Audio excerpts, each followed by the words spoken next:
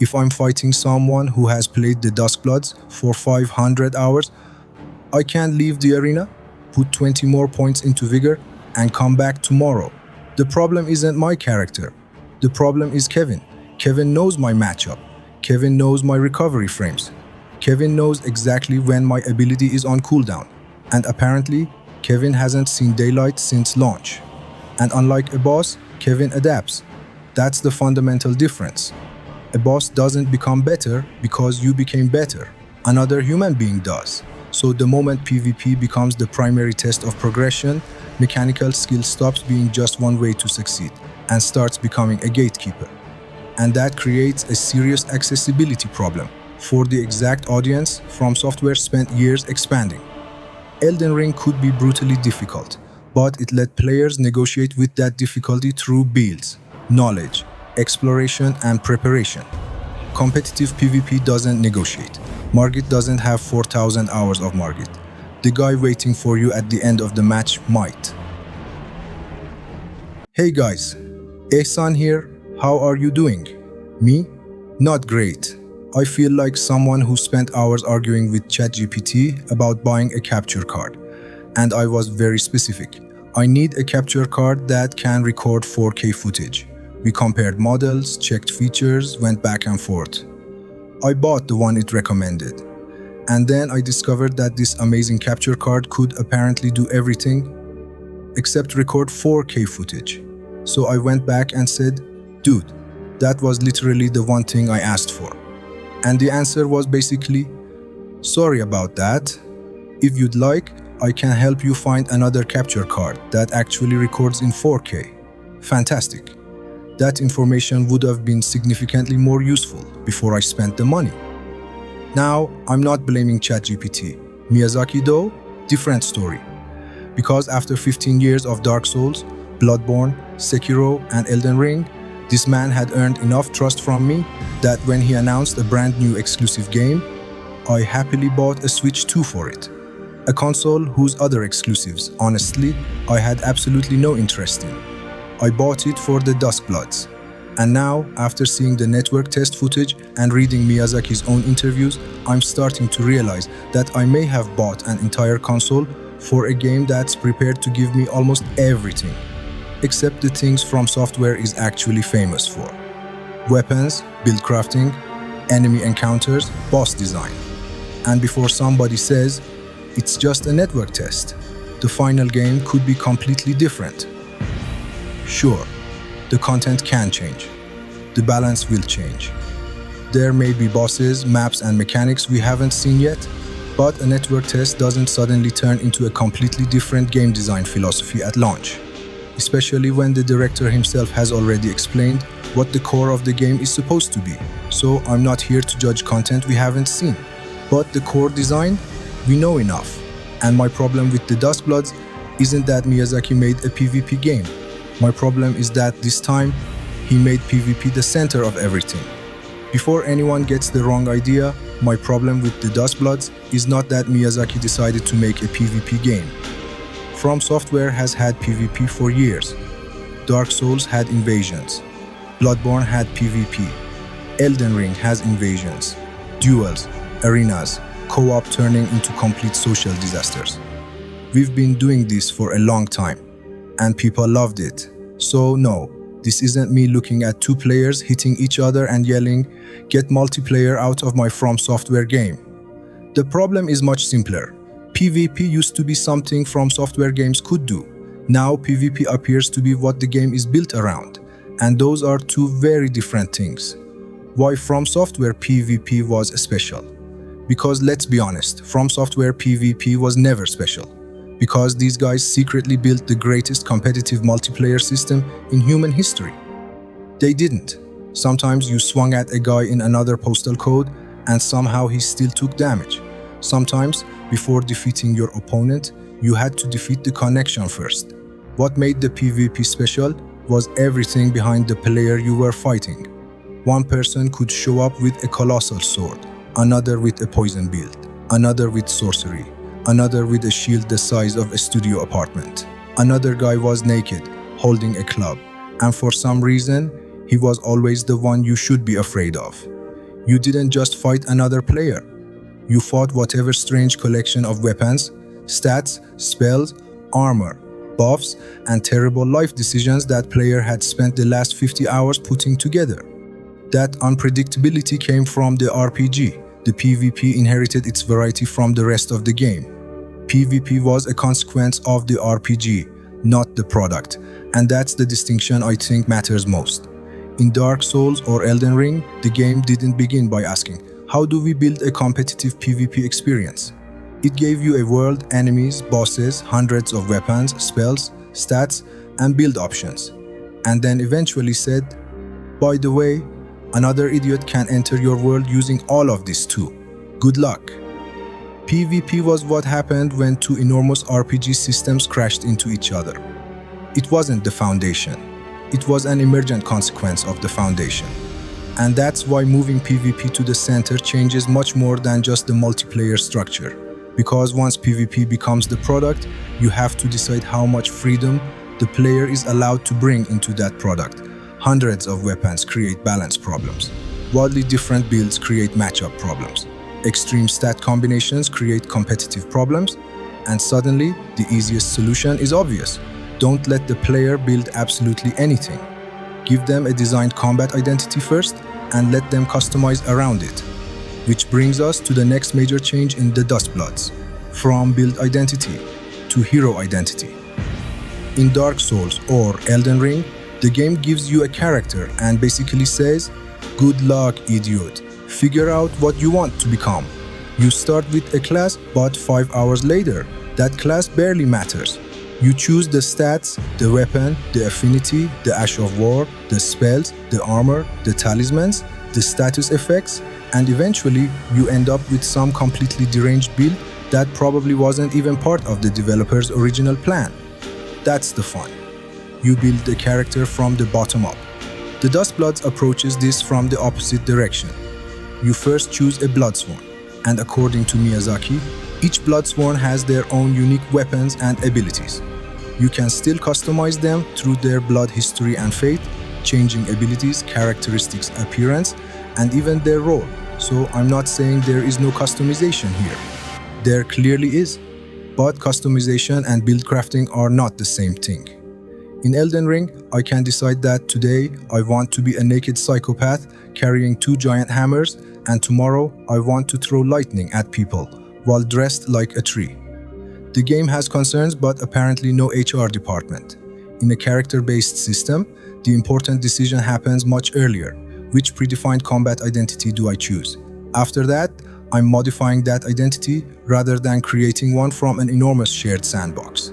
And that's where the comparison to games like Overwatch actually becomes useful. I'm not saying the Duskbloods plays like Overwatch. Obviously it doesn't. I'm saying the source of combat variety is moving in the same direction. Instead of hundreds of systems combining to create the character itself becomes the container for those systems. And that distinction matters, because FromSoftware used to let you build a combat identity. The Duskbloods appears to ask you to choose one first, and customize it afterward. And this is where I start asking a very uncomfortable question. Why would I come to FromSoftware for a hero-based PvP game? Because this isn't some empty genre waiting for Miyazaki to discover it. Blizzard, Riot, Valve, Respawn, these studios have spent years building games around predefined characters, matchups, cooldowns, team composition, balance patches, and competitive metas. They have huge character rosters, years of balance data, and entire communities dedicated to figuring out which hero is currently broken enough to ruin everybody's weekend. FromSoftware's advantage was never that they were better at that. Their advantage was that they could give me hundreds of weapons, spells, and systems, throw me into a world full of enemies and bosses, and somehow make all of it work together. So if you take away a huge part of that sandbox and replace it with a relatively small set of predefined characters, you are not just changing the combat structure. You are moving FromSoftware away from the field, where they had almost no competition, and into one where everyone already knows how to play. And if I wanted to spend my evening learning hero matchups, watching tier lists, and waiting for the next balance patch to fix the character currently destroying the game, Overwatch has been providing that emotional damage for years. And this brings us to the first problem you inherit the moment you make a small character roster, the foundation of a competitive PvP game. Balance. Let's say the Duskbloods launches with a little over a dozen Bloodsworn, and they're genuinely different from each other. Different weapons, different abilities, different mobility, different passives, different strengths. Great. That's exactly what you want, and it's also exactly where the nightmare begins. Because give players 48 hours and somebody will figure out that Bloodsworn number 7 can delete half your health, while number 3 is apparently fighting with strong opinions and a butter knife. Then YouTube happens, tier lists happen, Discord happens, Reddit happens. Suddenly, half the lobby has discovered the exact same character completely independently. What a beautiful coincidence. Now, FromSoftware has 3 options. Leave them wildly different and accept that some characters will dominate the meta, constantly buff and nerf them to keep competitive balance under control, or push their power levels closer together until some of that original identity starts getting sanded away. And none of this means balance patches are bad. FromSoftware has been buffing and nerfing weapons, spells and skills for years. That's completely normal. But there's a massive difference between balancing one weapon inside a sandbox containing hundreds of alternatives and balancing one character inside a roster of maybe a dozen or slightly more. If one sword in Elden Ring gets nerfed, congratulations. There are several hundred other ways to ruin somebody's afternoon. But if one Bloodsworn gets nerfed, you're potentially changing the entire combat identity of the character somebody chose to main. And that's the real problem. A huge RPG sandbox can absorb imbalance. A small competitive roster has to live with it. Now, to be fair, none of this means nerfing things is somehow new to FromSoftware. They've been doing it forever. Elden Ring alone has had weapons nerfed, spells nerfed, Ashes of War nerfed, and then 6 months later, something nobody touched gets buffed. And suddenly, the entire community discovers they've been sleeping on it for 2 years. That's normal. That's what balance patches are for. One of the later Elden Ring patches even increased the speed of the first uncharged heavy attack across a huge number of weapon classes. That's not FromSoftware desperately trying to make every weapon equally strong. They're tuning the sandbox, trying to make more options useful and more playstyles viable. And that's the important distinction. If Elden Ring has hundreds of weapons and 10 of them are overpowered, you can nerf those 10. If 20 others are underperforming, you can buff them. The sandbox is so large that the identity of the game doesn't suddenly collapse because your favorite katana lost 8% damage. You'll survive, probably. But with a small character roster, the thing you're balancing isn't just a weapon, a spell, or one attack. You're balancing the entire package. The weapon, the abilities, the passives, the mobility, the matchups, and potentially the reason somebody chose that character in the first place. And the smaller that roster is, the larger every balance change becomes. Nerf one weapon out of 200, and you've changed 0.5% of the weapon pool. Nerf one character out of 14, and you've just touched more than 7% of the entire roster. That's not remotely the same design problem. FromSoftware has always balanced options. The Duskbloods may force them to balance identities. And then, there's another problem that barely exists in the same way in a traditional FromSoftware game. The other player is the difficulty setting. FromSoftware games are famous for being hard, but they've never demanded the exact same level of mechanical skill from everyone. Can't beat a boss? Fine, level up. Upgrade your weapon. Change your build. Use a shield. Try magic. Summon an NPC. Summon another player. Bring a spirit ash. Stack enough defense to survive a small nuclear event. The game gives you ways to compensate for mechanical skill with knowledge, preparation, and character power. That's actually one of the smartest things about these games. A highly skilled player can beat them naked with a broken spoon, while somebody else can walk into the same fight, wearing enough armor to qualify as local architecture.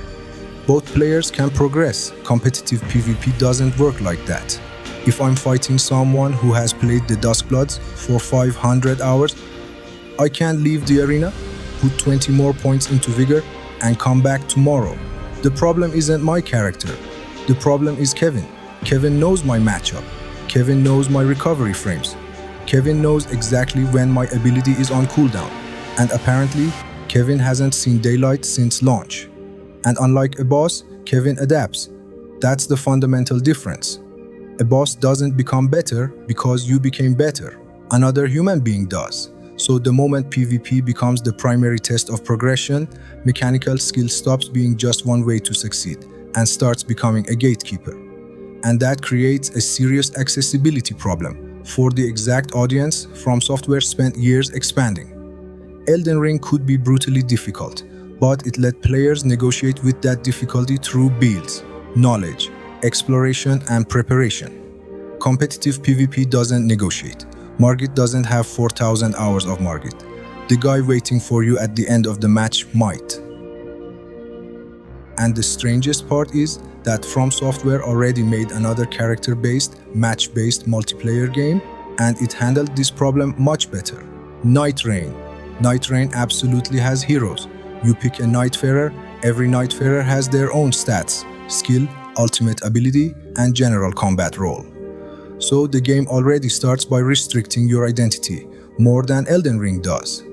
But then the match begins, and Nightreign basically opens the toy box again.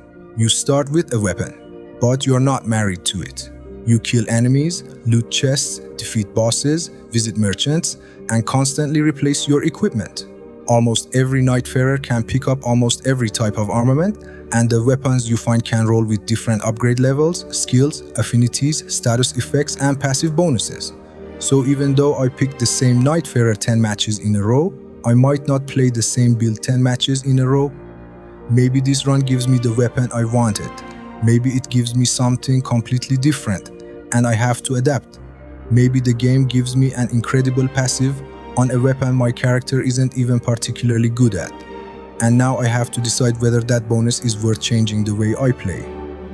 Sometimes the game gives you exactly what you wanted. Sometimes it gives you garbage and politely asks you to develop a personality around it. That's the roguelike part of Nightreign, but more importantly, it preserves something incredibly important from Elden Ring: build improvisation. Your Nightfarer gives you a starting identity, but the systems you interact with during the match can still reshape that identity. And the PvE is still the destination. You spend the expedition getting stronger, because at the end of the road, there's a Night Lord waiting to beat the optimism out of your entire team. Even Bandai Namco's official guide describes optional bosses and strong enemies as stepping stones for strengthening your Nightfarer, with bosses rewarding weapons and passive upgrades for the current run. That's why Nightreign is such an uncomfortable comparison for the Duskbloods. Because if somebody told me you can't combine FromSoftware combat with predefined characters and short multiplayer matches without losing the weapon sandbox, FromSoftware already proved that you can. Nightreign compromises Elden Ring's freedom. It doesn't throw it away. And that's the difference. Nightreign gives you a hero, then lets the run change your build. The Duskbloods appears to give you a hero and asks you to master the hero. And this is where I think the Duskbloods starts creating a much bigger problem than just balance, heroes, or PvP. Because when I think about what FromSoftware is actually better at than almost anyone else in this industry, three things immediately come to mind: weapon design, enemy design, and boss design. And somehow, in the Duskbloods, all three appear to have been pushed down the design hierarchy. Start with weapons. A FromSoftware weapon isn't just a damage number with a different picture slapped on it. It changes your reach, timing, recovery, spacing, stamina management, punish windows, and sometimes the entire way you approach combat. Now, take a system like that and replace a huge part of it with predefined Bloodsworn kits. You haven't just reduced the number of weapons. You've reduced one of the main ways players interact with the combat system. Then we have enemies. FromSoftware has spent years designing enemies that aren't just bags of health standing between you and the next objective. Even basic enemies teach you spacing, timing, positioning, and commitment. Sometimes a random knight standing in a hallway has a more coherent moveset than the final boss of another game. And then there are the bosses. This is FromSoftware we're talking about. These people have somehow convinced millions of players that getting beaten to death by the same humanoid for 3 hours is recreational activity. Bosses aren't side content in these games. They're one of the main reasons people buy them. And that's why the Duskbloods worries me. Because once the main structure of your game becomes competitive matches, victory points, player elimination, and eventually PvP, all of those incredible systems have to start serving the match. The weapon has to fit the Bloodsworn. The enemy has to fit the pacing of the match. The boss has to fit the objective structure. And none of those things are automatically bad. But notice what just happened. The things that used to define the game are now being designed around something else. And that's the serious part. FromSoftware's greatest strength has always been building the game around combat systems. The Duskbloods appears to be building those combat systems around the match. And this creates another problem that sounds small at first. But for FromSoftware, it really isn't. What is a boss actually for? In Dark Souls, Sekiro or Elden Ring, when you find a boss, that's the event. You don't stand outside Malenia's arena checking whether fighting her is currently the most efficient way to improve your quarterly performance. You fight her because she is the point. In the Duskbloods, bosses exist inside a match built around victory points, objectives, and player competition. Miyazaki has even explained that direct combat isn't the only way to earn victory points, and that players can deliberately choose more opportunistic ways to win. Some matches can make defeating a boss the actual victory condition, but the general structure is still last player standing. And that completely changes the question in the player's head. It stops being, how do I beat this boss? And becomes, is fighting this boss actually worth it right now? Maybe the answer is yes. Maybe the reward is incredible. Maybe Kevin is already fighting it and I can just let him do the unpaid internship.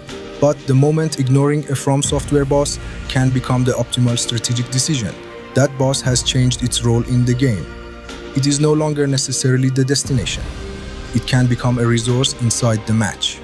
And for a studio whose bosses used to be one of the main reasons we showed up in the first place, that's a pretty massive demotion.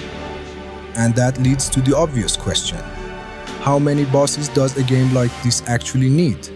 I'm not going to use Elden Ring as the standard, because then this conversation becomes unfair very quickly. Elden Ring apparently looked at the concept of enough bosses and took it personally. So let's be reasonable. Across Dark Souls, Bloodborne, Dark Souls 3, and Sekiro, FromSoftware usually gives you a solid pool of major bosses, then surrounds them with mini-bosses, elite enemies, and secondary encounters. For the Duskbloods, my personal minimum would be somewhere around 12 to 15 genuinely substantial bosses, plus a healthy pool of field bosses and mini-bosses. And honestly, because this is a match-based game, I could argue it needs more PvE variety than a traditional Souls game, not less.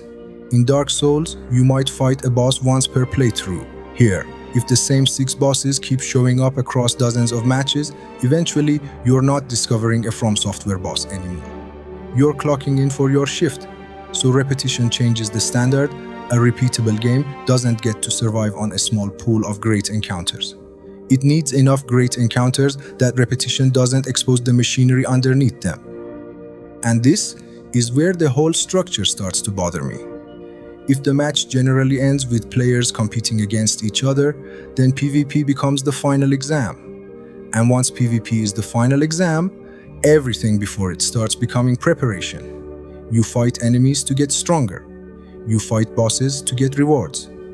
You explore to improve your position. You complete objectives to survive elimination. All of that can still be fun, but the design hierarchy has changed. In Elden Ring, I build my character so I can overcome the world.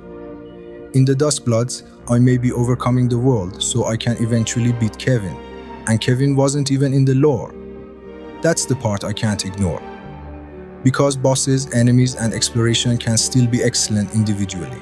But if their primary function is to prepare you for the competitive phase, then they are no longer sitting at the top of the experience.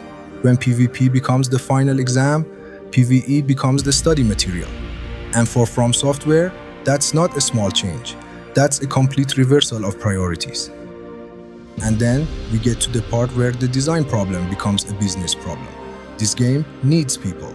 Sekiro doesn't care if you're the last person on earth playing Sekiro. The game still works. Dark Souls can lose 99% of its player base, and you still have the world, the enemies, the bosses, the builds, and the entire campaign sitting there waiting for you. A competitive multiplayer game doesn't have that luxury. If casual players keep running into Kevin, get destroyed for 10 matches, and decide they have better things to do with their lives, the player pool gets smaller. The people who remain are usually more experienced, which makes the game even harder for the next new player who shows up. Kevin gets stronger. Kevin multiplies. Eventually, everyone is Kevin. And now remember, the Duskbloods is a Switch 2 exclusive, and its core experience is built around online multiplayer. So the long-term value of the game isn't just tied to how good the combat is. It's tied to whether enough people are still there to make that combat function. And that's where I start asking questions about price, offline support, and preservation. If I'm paying for a FromSoftware game that gives me less weapon freedom, less traditional build crafting, and a structure that depends heavily on other players, then I need the PvE content to justify that trade. A lot of bosses, a lot of enemy variety, meaningful progression, and ideally, there should be some way for the core experience to remain playable even when the online population eventually drops. Because there's a huge difference between buying a game and buying access to a healthy matchmaking queue. If the experience dies when the population dies, then player population isn't just a community feature. It's part of the product. Now, to be fair, there are still things that could change my opinion. If the final game has a substantial boss roster, genuinely deep Bloodsworn customization, enough PvE variety to keep repeated matches, fresh, meaningful ways to win that aren't always centered on PvP, and some way to experience the game without depending entirely on an active player population, then great. I would love to be wrong. Seriously, I already bought the Switch 2. Being wrong would actually be financially convenient. But that's exactly why I'm not judging content we haven't seen. I'm judging the structure we have seen, and the design philosophy Miyazaki himself has already described. And my problem isn't that FromSoftware is trying something new. They should try new things. My concern is that, in order to build something new, they may have taken the very things they spent years becoming exceptional at. Weapons, build crafting, enemy encounters, boss fights, exploration, and pushed them down the priority list. Not removed them, made them serve something else. And that something is the match. That's what bothers me about the Duskbloods. FromSoftware used to build worlds, enemies, and combat systems, and then let multiplayer happen inside them. The Duskbloods appears to start with the multiplayer match and build everything else around it. Maybe that works. Maybe it becomes an incredible competitive game.